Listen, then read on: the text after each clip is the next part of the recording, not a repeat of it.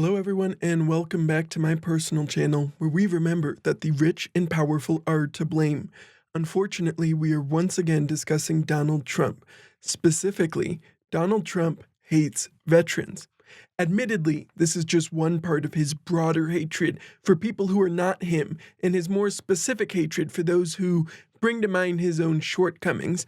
But it is a noteworthy one. Back in September 2020, The Atlantic published an article by Jeffrey Goldberg entitled "Trump: Americans Who Died in War Are Losers and Suckers." This piece made multiple important claims about Trump, including he canceled a visit to a cemetery for American war dead because he was worried the rain would affect his hair.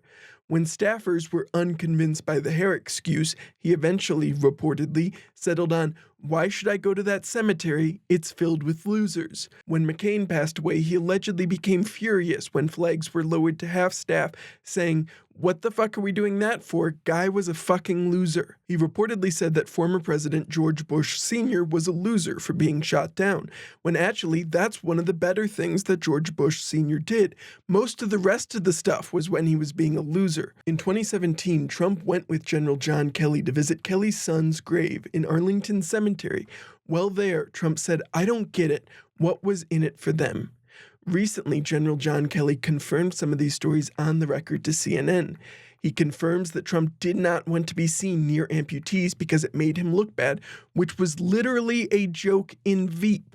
He confirmed that Trump really does not understand why people would do this, and confirmed that Trump did ask him about his son. Hilariously, when CNN reached out to Trump's campaign for comment, they sent back a response which shit all over General Mark Milley, who was not the source, just really on the ball over there.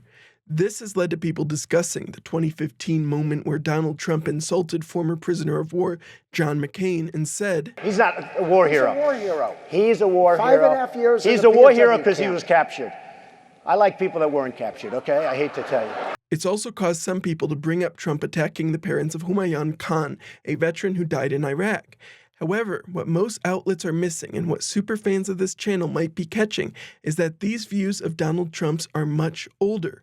In my video about Donald Trump's 2000 presidential campaign, I talk about an interview he did with Dan Rather on 60 Minutes too.